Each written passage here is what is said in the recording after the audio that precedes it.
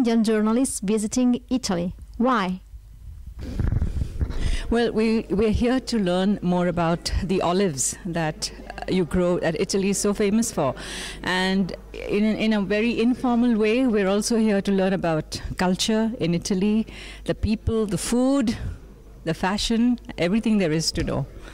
That's why we're here. How is to be women in India today? The women in India are evolving at a rate much faster than any other women in the rest of the world. And having said that, yes, there is a lot of backwardness as well, but I think women are now realizing their own value.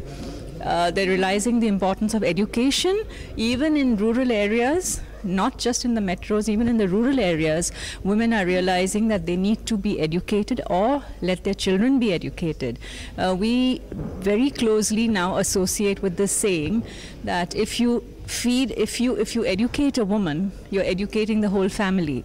There's a lot more to be done, but having said that, we're quite happy the way women are beginning to learn their own value and standing up for themselves.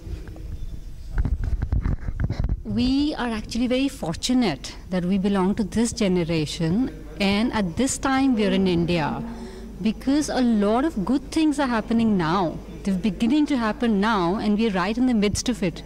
So in a way, we are extremely lucky that we have a choice. You know, we have the power to make that choice, which unfortunately was not there earlier. But as we see in the future, things are obviously only going to get better. So we are very, very happy about that, being an Indian woman today, definitely. No, I think India overall is a country in transition. And so much is happening, so much is changing in India, and we are right in the middle of it. And as women, yes, we have a lot of choices today. We have the education to deal with it, and there are so many sectors of the economy that are now open for us as women, to participate in, to be a valid part of the larger workforce, and be seriously competitive. So, in India, culturally, a woman's place was only in the home, but our generation and a generation before this has completely changed that. All of us are working today.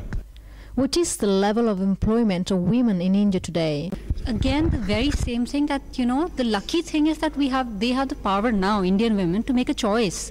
Whether they want to work, how much they want to work, when they want to stop, when they want to start, which I think is an extremely fortunate thing to happen. And that makes, giving a percentage of employment very difficult.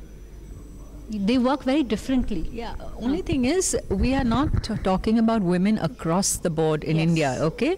It's a small representation of women because, like I said, we are very fortunate to be there. But actually, even in rural India, where there's a lot of poverty and, women are not as liberated perhaps as we are, women work. Women have always been part of the workforce, except that they've not been appreciated so much, and they've also not been rewarded monetarily as much. But that's changing, and, especially for us in urban India, in the cities, in the big cities, because of the fact that we are now better educated, and also because the Indian economy is doing so well, I think women make up a substantial part of the workforce. In the media, in fact, it's the men who feel a little shortchanged because it's totally women dominated. And they're not that good looking. As women, did you find any difficulties in your job? Okay, I've been very lucky.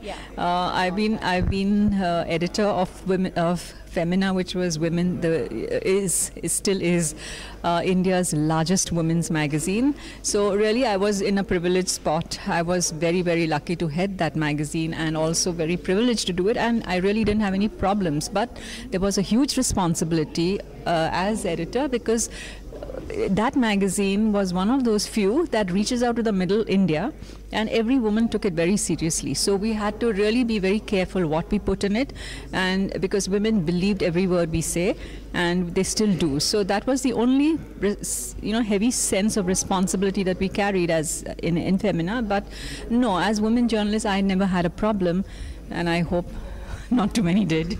You know, like she said, in journalism, maybe it's the men who feel a little more threatened because the majority is women. So, you know, you have mostly women bosses, almost all around. So we really honestly haven't felt that kind of a gender problem discrimination. But can I add to that?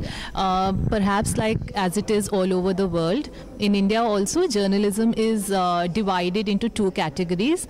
There's hard news and there is soft news, which is lifestyle and entertainment. And women primarily comprise the second bit. Now I started off, I mean, for the last 15 years, I have worked in very mainstream newspapers which have dealt with politics and economics, which have traditionally been looked upon as male fields. So when I started off 15 years ago, there was definitely a mindset where there were older male editors who did not take a very young girl seriously in office, you know, so that was a problem I definitely faced. Weeks ago in Rome, in a conference organized by Noi Donne e Noi Rete Donne, we found out that there is a relationship between women and legality. Where women are, there is less corruption. Do you agree? For sure, that is for sure, because I think women have a sense, well, I don't know what it is, but women are maybe new in the world of politics. Therefore, one tends to treat it as a new entity. But I think I don't want to make this kind of sweeping gendered, statement.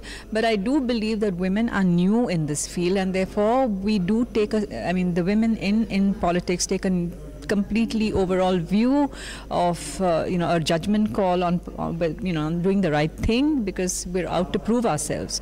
But having said that, I think having women around is just a far better idea.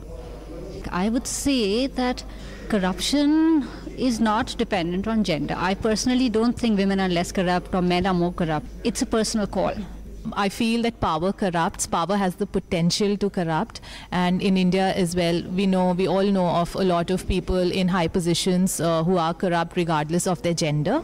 But again, also because women strive so much harder to break that glass ceiling, they tend to be more sincere in their work and perhaps less corrupt. But again, I wouldn't vouch for it.